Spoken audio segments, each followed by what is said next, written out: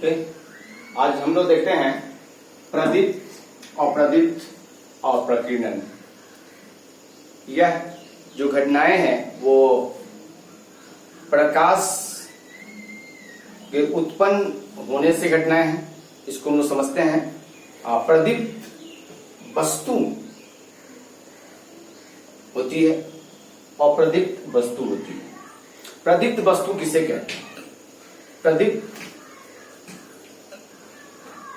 जो वस्तुएं प्रकाश उत्पन्न करती है उसे हम लोग प्रदीप्त वस्तुएं कहते हैं। जो वस्तुएं प्रकाश उत्पन्न कर, जैसे सूर्य जो है वो प्रकाश उत्पन्न करती थी, हम लोगों ने चर्चा किया कि वो प्रकाश स्रोत है, प्राकृतिक प्रकाश स्रोत है, और जब उसे हम ऑब्जेक्ट के रूप में देखेंगे तो उसे हम ल्यूमिनस कहेंगे, प्रदीप्त वस्तु कहेंगे, उसे प्रदीप्त वस्तु कहेंगे। प्रदीप्त का इंग्लिश नाम भी याद रखना जरूरी है आप लोगों को, क्योंकि अगली कक्षाओं में आपको विज्ञान की विषय वस्तु जो है वह इतनी विस्तृत होती है कि हिंदी का विषय वस्तु अध्ययन थोड़ी कठिनाई होती है।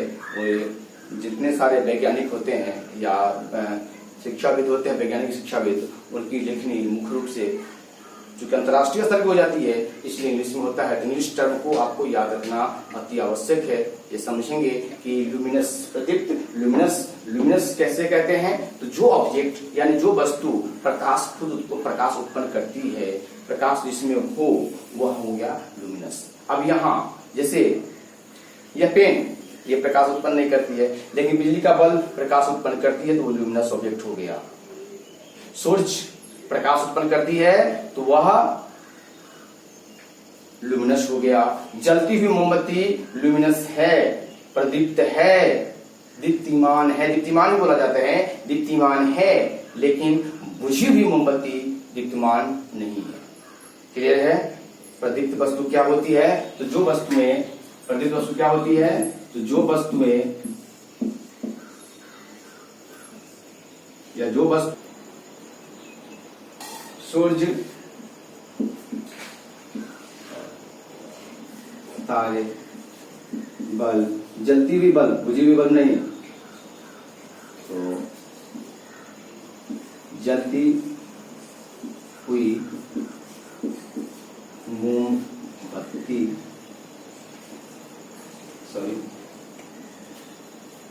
मोमबत्ती जलती हुई मोमबत्ती, तो जलती हुई बल्ब, लैंप, ये सारे चीज क्या हो गए? तो ये सारे प्रदीप्त हो गए और इसको ल्यूमिनस भी कहते हैं। अप्रदीप्त जो प्रकाश उत्पन्न नहीं करती है, तो जो प्रकाश उत्पन्न नहीं करती है, जैसे हम लोग टेबल कहते हैं, किताब कहें या पेन कहें, ये प्रकाश उत्पन्न नहीं करती है, इसको कहेंगे अप्रदीप्त वस्तुएं। ये क्या है? माने जो वस्तु प्रकाश उत्पन्न नहीं करती है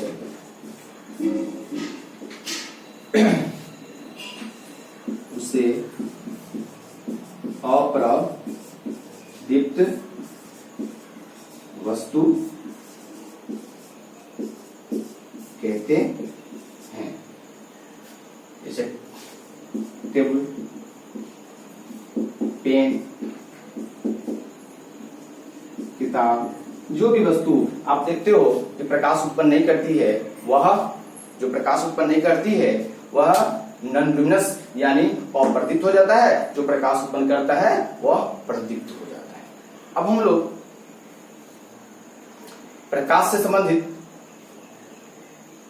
जो चर्चा करें उस पे एक चीज समझेंगे कि प्रकीर्णन एक घटना है, वो क्या होती है, इसकी चर्चा हम लोग आगे करते हैं। इसको आप लोग नोट कर। स्कैटरिंग क्या होता है? तो प्रकाश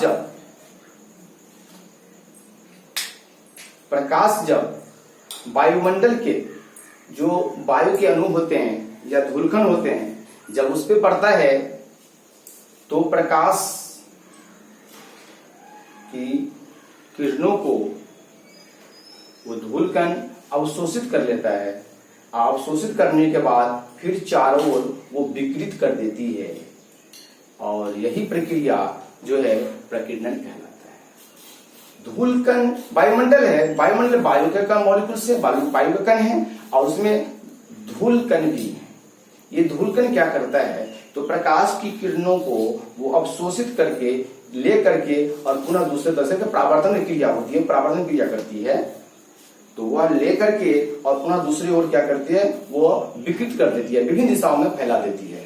जैसा हम लोग आगे भी चर्चा करेंगे, इस पे परावर्तन के नियम भी पढ़ेंगे, वहां हम लोग निश्चित रूप से देखेंगे। यहाँ हम ये समझते हैं प्रकीर्णन क्या है, इसमें हम ये समझते हैं कि जब प्रकाश की किरणें वायुमंडल में जो अणु है वायु के या धूलकण है उस पर पड़ता है, तो वे कण उन पर पड़ने वाली प्रकाश की ऊर्जा को अवशोषित कर फिर चारों ओर उसे विकृत करती है और हम इस प्रक्रिया को प्रकीर्णन कहते हैं। अब प्रकीर्णन की एक बहुत बड़ी घटना है जो हमें यह समझना है। प्रकीर्णन की घटना क्या है, तो जैसे सुबह में आप उठते होगे, सूर्योदय से पहले पूरब की ओर मुख करो, खड़ा होगे तो देखोगे कि सूर्योदय से पहले पूरे आकाश में लालिमा छाई रहती है। फिर शाम में भी पश्चिम की ओर घूमो, जब सूर्य डूबने लगता है, अस्त होने लगता है, उस समय देखोगे तो आपको दिखाई देगा पूरे वायुमंडल में सूर्य के पश्चिम की ओर जो है वह लालिमा छा जाती है। ये क्या है, यही है प्रकाश का स्कैटरिंग यानी प्रकीर्णन। उस अवस्था में क्या होता है कि जब सूर्य की किरणें धूलकणों पर पड़ती है तो वह उसे इतनी ज्यादा प्रकाश सूर्य की किरणों को विकृत करती है कि सूर्य से जो आने वाली किरणें हैं वह पूरे वायुमंडल में छा जाती है और वह एक लाल रूप में दिखाई पड़ने लगता है। समझ रहे हैं? प्रकीर्णन के कारण डूबते हुए या उगते हुए सूर्य के चारों ओर लाल लालिमा दिखाई पड़ती है, यह प्रकीर्णन। तो हम लोग इसको नोट कर लें कि प्रकीर्णन क्या है। प्रकीर्णन के बारे में हम लोग नोट करते हैं कि प्रकाश जब कहा जाता है।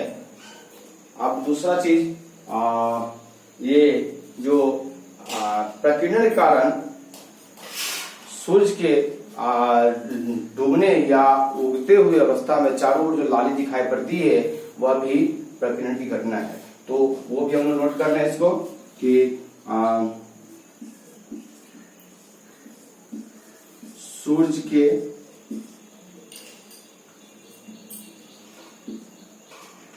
घटना प्रकाश के प्रकीर्णन की घटना है। तो हम लोगों ने देखा कि प्रकीर्णन क्या है। तो प्रकीर्णन एक प्रकार की प्रकाश से संबंधित घटनाएं हैं। जब प्रकाश की किरणें वायु के अणु या धूलकणों पर जब पड़ती है तो प्रकाश की ऊर्जा, जो प्रकाश ऊर्जा है उसे वह धूलकण या वायु के कण अवशोषित करके पुनः चारों विकृत कर देती है। यह क्रिया प्रकीर्णन कहलाती है। और एक उदाहरण द्वारा हम भी समझे कि सूर्य के उदय होने के समय में या अस्त होने के समय में आकाश में जो लालिमा छाई रहती है वह इस प्रकीर्णन घटना का एक और घटना हमें यहां देखना जरूरी है। अब वस्तु के लिए हमने चर्चा पिछले कक्षाओं में किया है कि वस्तु दिखाई कैसे पड़ती है, तो प्रकाश देखने में मदद करती है। अब सूर्य एक स्रोत है, प्रकाश बल्ब एक स्रोत है। यदि यहां बल्ब बंद कर दें, सूर्य की रोशनी सीधी यहां नहीं आ रही है, फिर भी ये पेन हमें दिखाई देती है। कैसे दिखाई देती है? आप घर में सूर्य की प्रकाश नहीं पहुंचती है, लेकिन घर में रखे हुए वैसे वस्तु आपको दिखाई दे देती है। यह कैसे पड़ती है? यह प्रकाश का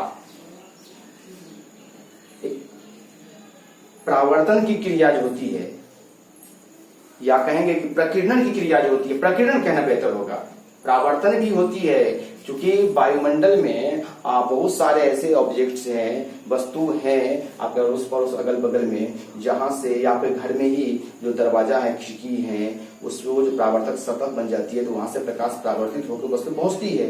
एक दूसरा ये है कि वायुमंडल में वायु के जो कण हैं या वायुमंडल में उपस्थित जो धूल कण हैं, ये सूर्य के प्रकाश को प्रकीर्णन के द्वारा एक जगह से दूसरी जगह पहुंचाती रहती है। इसलिए जब कमरे का खिड़की खुला होता है, दरवाजा खुला होता है, लेकिन सूर्य की प्रकाश की सीधी किरणें पर नहीं आती है, लेकिन फिर भी कुछ रोशनी आपके कमरे में होती है। इसलिए होती है कि यह प्रकीर्णन की घटना है उत्तरदायी है। प्रकीर्णन घटना के कारण क्या होता है, तो वायु के जो कण है वायुमंडल में भरे हुए, ये धूलकण जो है, ये प्रकाश की किरणों को वो विकृत करके आपके रूम में भी पहुंचा देती है, तो आपको वो वस्तु आपको वहां दिखाई पड़ती है। तो अब तक हम लोगों ने इसमें चर्चा किया प्रदीप्ति का, उसके बाद औदीप्त का और प्रकीर्णन का। इसमें प्रकीर्णन की दो घटनाएं आप नहीं भूलोगे। एक तो उस दिन सूर्य उदय होना या अस्त होने समय में लालिमा का दिखना, और दूसरा अंधेरी कमरे में भी आपको वस्तु का दिखाई पड़ना। ये सारी घटनाएं प्रकाश की प्रकीर्णन की है। ओके।